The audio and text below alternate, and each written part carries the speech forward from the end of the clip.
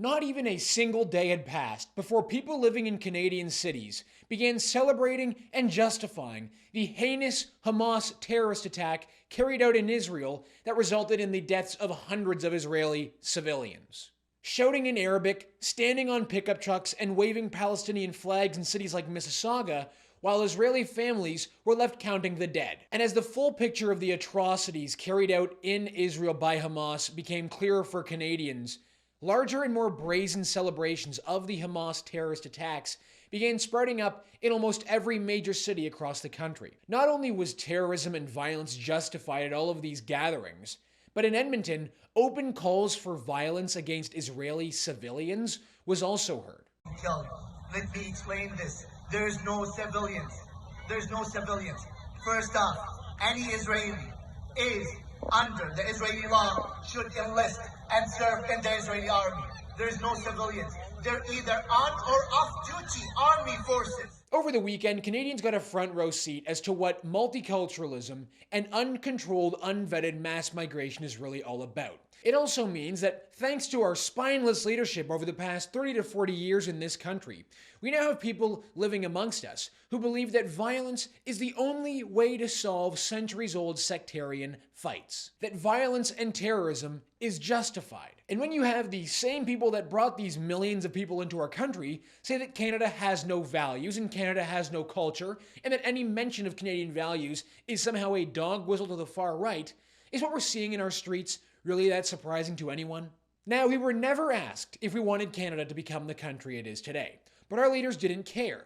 As long as GDP continued to rise and large companies had endless amounts of labor at their disposal, social cohesion, social harmony, and building healthy communities were never considered. And now, thanks to the exact same policies taking place in other Western countries, we have seen the exact same anti-Israel, pro-Hamas terrorist celebrations in the United States, in the UK, and in Australia. Drop a like in the video to help us out with subscribing to the True North YouTube channel, and the comment question for the episode is this: should Canadian citizens have to pass a Canadian values test? Let me know in the comments, and let's get into it. This was the scene in Mississauga on Saturday night, the same day that Hamas terrorists led a brutal attack on Israel, killing hundreds of innocent Israeli civilians, killed in their homes, tortured, raped, and taken hostage.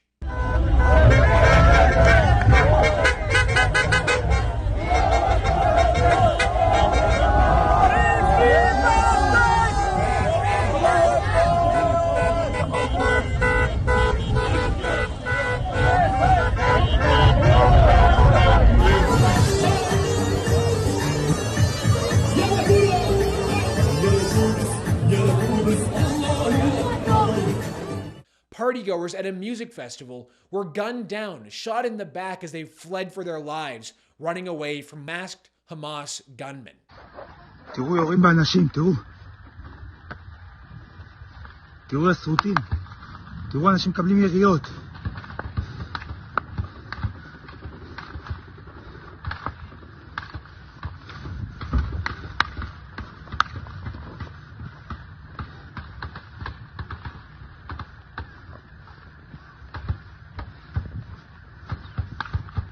In the multicultural land of Canada, where our leaders remind us that there are no Canadian values, to some, this was cause for celebration. In response to the Hamas terrorist attack, Israel has declared war on Hamas and has begun bombing the Gaza Strip. The death count on both sides is well over 1,000. Now, if you're a normal person, seeing this much death, carnage, and terrorism, not to mention, of course, the videos of naked women being paraded in the street by masked Hamas gunmen, this is no time to celebrate. But thanks to the Western world's belief that full-throttle, unvetted mass migration into our countries is the only way to solve our problems, well, we got a good taste of what multiculturalism is really all about.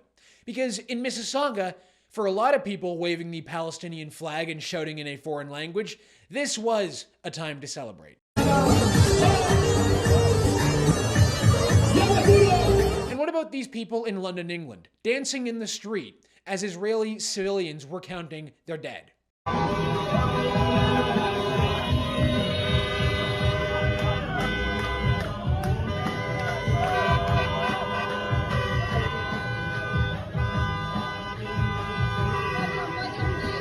Now keep in mind, that footage was all from Saturday, the same day that news broke of these heinous terrorist attacks led by Hamas. What we saw unfolding in the country throughout the weekend was far worse. And as Justin Trudeau likes to remind us that a Canadian is a Canadian is a Canadian. A Canadian is a Canadian is a Canadian, and you devalue the citizenship of every Canadian in this place and in this country when you break down and make it conditional for anyone. We have the rule of law in this country, and you can't take away citizenship if you don't like what someone does. We'll take a look at all these proud Canadians dancing in the street and celebrating the Hamas terrorist attack on Israel in Montreal on Sunday. Free, free Palestine! Free, free Palestine! Down, down Israel! Down, down Israel! Down, down Israel! Down, down Israel! Down, down Israel! How very Canadian of these people. What about in our capital city, Ottawa? What do we want? Justice! Liberation! What do we want? Liberation! What do we want? Liberation! And Monday saw the largest pro-Hamas terrorist celebration take place in downtown Toronto. As you can see, these very fine people masking themselves, covering their identity, and shouting in a foreign language were displaying the true colors of what it means to be a Canadian on that day. Where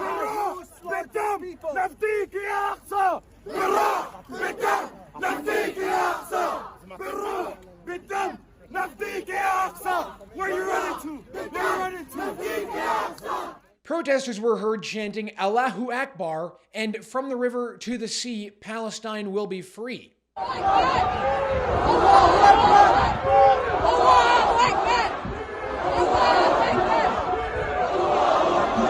And signs at this event ranged from USA is a terrorist to move Israel to Florida.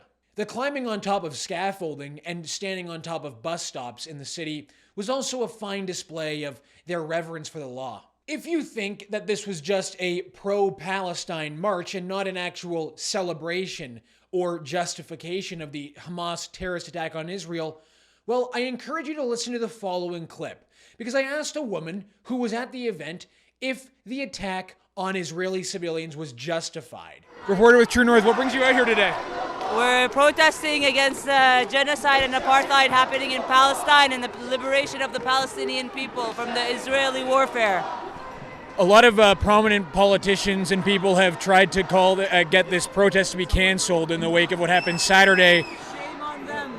They say that it's a gathering that's celebrating what happened on Saturday. It's not a celebration of what happened on Saturday. What happened on Saturday needed to happen in order to free the Palestinian people from 73 years of occupation, genocide, and apartheid.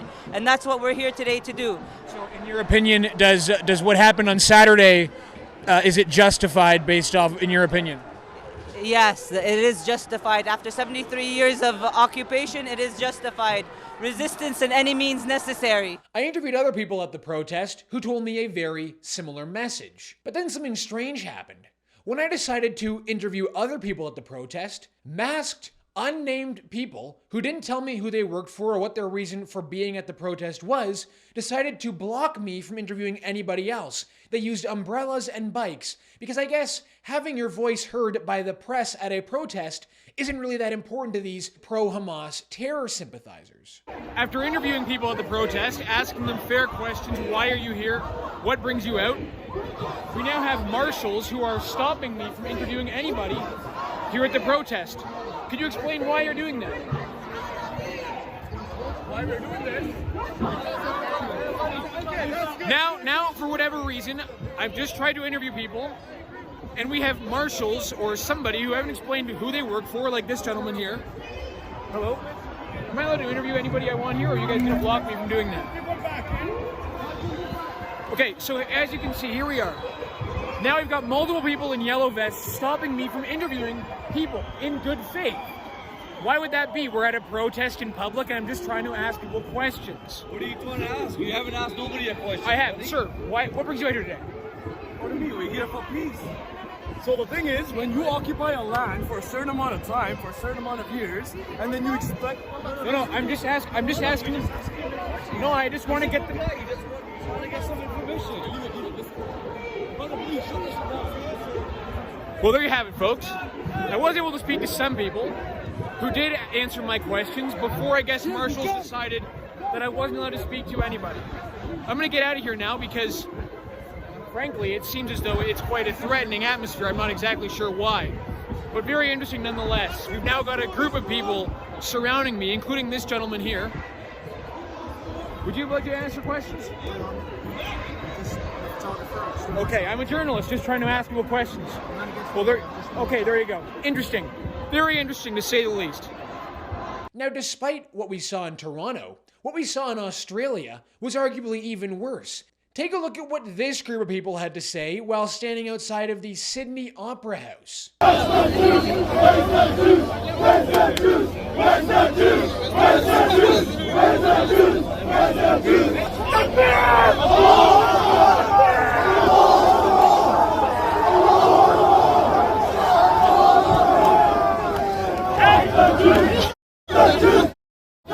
Isn't multiculturalism just great? How did we get here, anyway? Well, under Justin Trudeau's leadership, this country has been welcoming in record numbers of immigrants. Our population growth is well over 1 million every single year. The federal government wants to bring in 500,000 immigrants per year. Also, we have over 800,000 active student visas in our country as well. But it's not just record levels of mass migration into Canada. It's also a sustained effort to remove any recognition of what it means to be a Canadian, to strip away our Canadian values, to strip away our Canadian culture, to the point where if you were to ask most Canadians what it means to be a Canadian, they wouldn't be able to provide you an answer. Justin Trudeau's vision of Canada as being the first post-national state seems to be working out for him. And it's not as though there is a healthy debate on this issue in our country. Both sides, the Liberals and the Conservatives, seem to be tripping over themselves to be the party that stands for welcoming more immigration and bringing it in faster into the country. Nowhere will you find an elected Canadian politician standing up saying that immigrants into our country have a duty to assimilate into our communities, have an obligation to live in harmony with their neighbor. Nowhere will you find a Canadian politician